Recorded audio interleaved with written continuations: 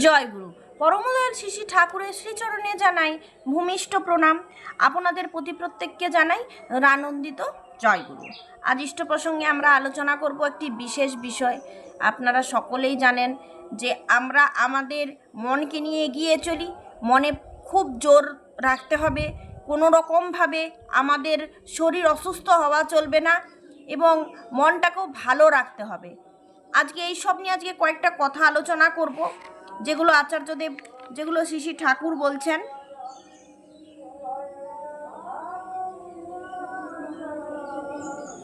একবার শরৎদার যে কোনো রকম বাধা বিপত্তিতে শিষ্য সেবক কর্মীদের প্রতি শ্রী ঠাকুরের অমোঘ নির্দেশ, চলার পথের দিশা, বাইরে লাগ বাধা থাক, তাতে কোনো ক্ষতি নেই, কিন্তু আপনাদের ভিতরে যেন কোনো বাধা না থাকে।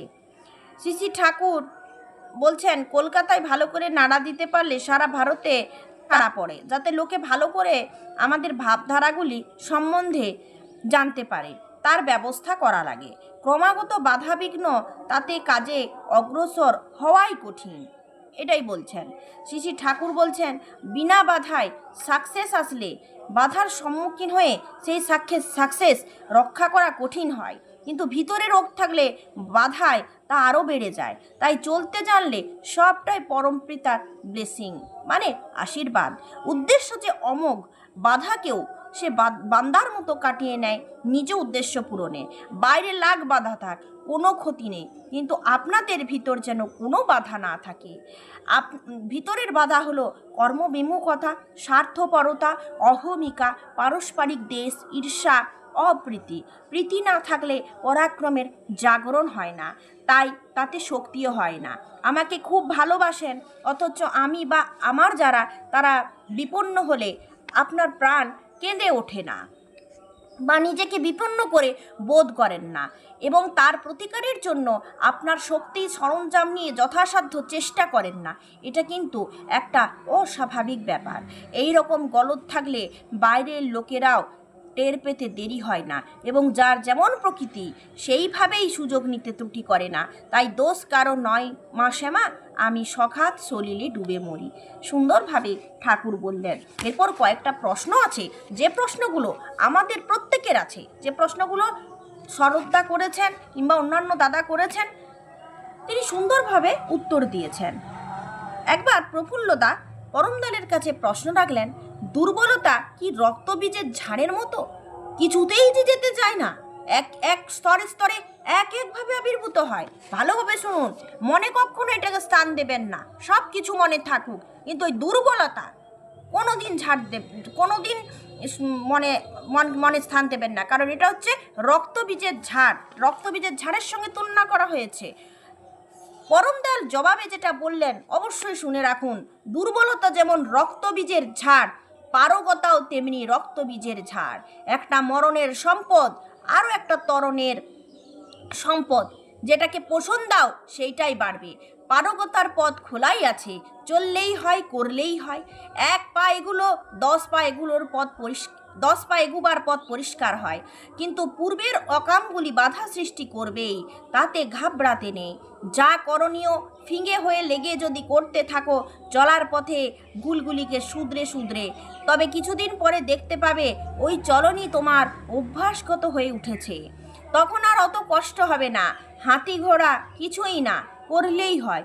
জীবনে ধর্ম বাঁচা বাড়া ভগবান আমাদের সব সম্পদ দিয়েছেন, যাতে আমরা বাঁচতে পারি, বাড়তে পারি। যত অকামি করে থাকি, যত দুর্বলতাই আমাদের ঘিরে ধরুক, সবলতাই হচ্ছে আমাদের সহজাত সম্পদ। যে কোনো অবস্থায় ইচ্ছা করলে লহমায় আমরা চলনের মোড় ফিরিয়ে ঝেড়ে দাঁড়াতে পারি। সর্বশক্তিমান ঈশ্বর সর্বদাই তার শক্তি আমাদিগকে বাঁচার পথে চলতে সাহায্য করতে প্রস্তুত। কোনো ভাবনা নেই, লেগে যাও, সব ঠিক আছে।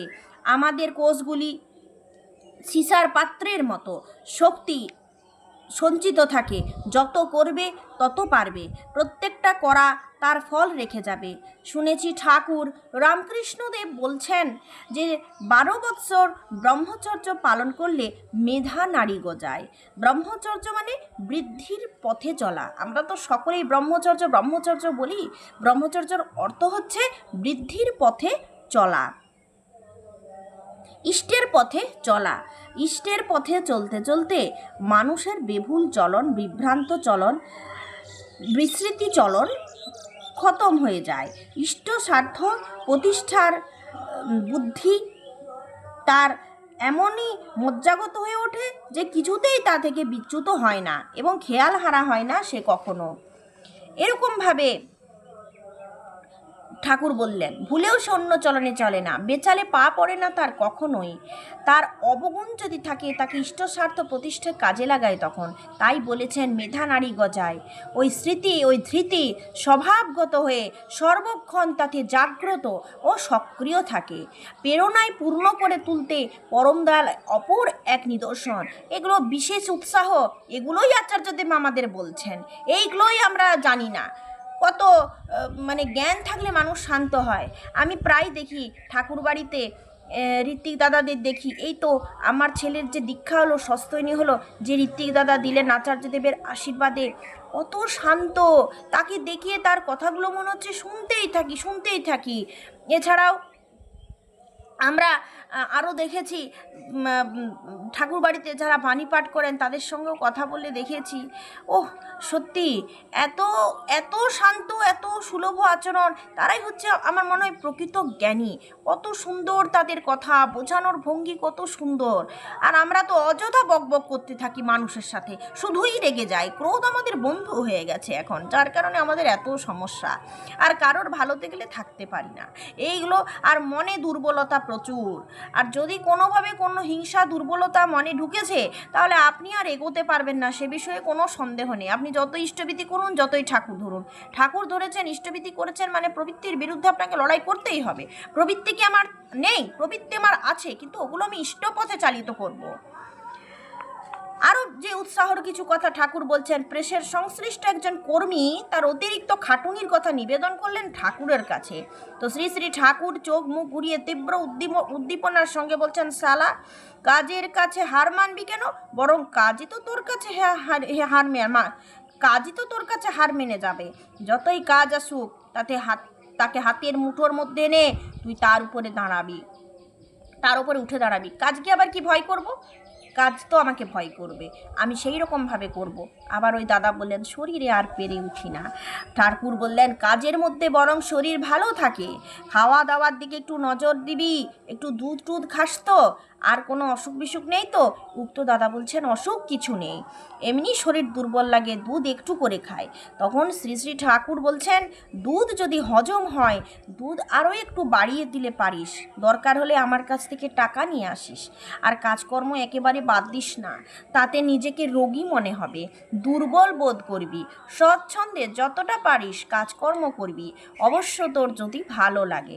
দাদাটি হেসে বললেন, আপনি যেভাবে বলছেন এতে তো কাজ করবার জন্য উৎসাহ আগ্রহ হয়, কিন্তু যদি কেউ জোর করে কাজ চাপাতে চায় তাহলে যেন আর করতে ইচ্ছে করে না। শ্রী ঠাকুর বললেন, জোর করে চাপালেই বা? এ তো তোর নিজের কাজ, নিজের স্বার্থের ব্যাপারে কেউ যদি তোর উপর জবরদস্তি করে, তোর ভালো করতে চায়, তাতে কি তোর দুঃখ করার কিছু আছে? দাদা হাসি খুশি হয়ে উঠলেন। ঠাকুর বলছেন, মনে কোনো গলদ বা বিরুদ্ধ ভাব জমতে দিবি না, যেটা আমাদের মাঝে মধ্যে হয়, এটা কখনো মনের মধ্যে আনবেন না। ঠাকুর বলছেন, তাতে দেখবি শরীর মন দুই তোর চাঙ্গা থাকবে। মনটা দুষ্ট হলেই জানিস রোগে আথাল হয়। তারপর কি তো? প্রফুল্ল বলছেন, ওইটাকে তুই এড়িয়ে চলিস, করবি ব্যাধি জয়। মানব জীবনে বেঁচে সুখে স্বাচ্ছন্দ্যে আনন্দে থাকতে প্রেরণাপূর্ণ বাণীরই তো কার্যকরী ভূমিকায় যে ঠাকুর এতগুলো কথা আমাদের বললেন। এই যে গলদটা আমাদের আছেই মনে, এই গলদটাকে আমাদেরকে চিরজীবনের মতো বিদেয় দিতে হবে, না হলে কিন্তু হবে না। ঠাকুর পরিষ্কারভাবে আমাদের বলে দিয়েছেন, মনে কোনো গলদ রাখবি না, বাধা বিপত্তি আসবে। আপনারা দুধ খান তো? ঠাকুরের বিশেষ নির্দেশ আছে দুধ খাওয়াতে। আর এর আগে যে আমি আলোচনা করেছিলাম, ঠাকুর দুটো খাবারের নাম বলছেন যাতে করে দুর্বলতা সম্পূর্ণ কাটিয়ে দেয়, সেটা হচ্ছে তিল আর একটা হচ্ছে কাঠবাদাম। হবিষান্নের খাবারটাও ঠাকুর আমাদের মাঝে মধ্যে খেতে বলেছেন। এগুলো একটু আপনারা কিন্তু দেখবেন, ঈর্ষা জিনিসটা একেবারে আমাদের নিজস্ব জীবন থেকে বাদ দিয়ে দিতে হবে।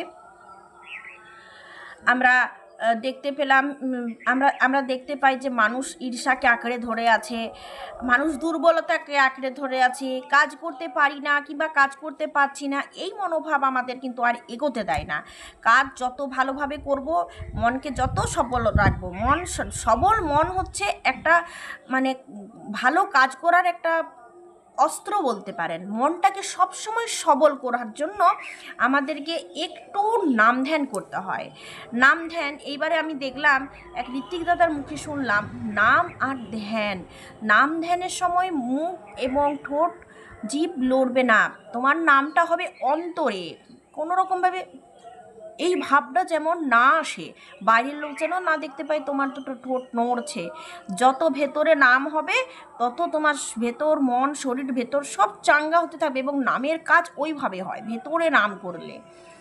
মনের দুর্বলতা কাটানোর একটা মোক্ষম দাওয়াই হচ্ছে আমাদেরকে সবল রাখতে হবে, আর মনকে সবল করবার জন্য নাম ধ্যানের একান্ত দরকার।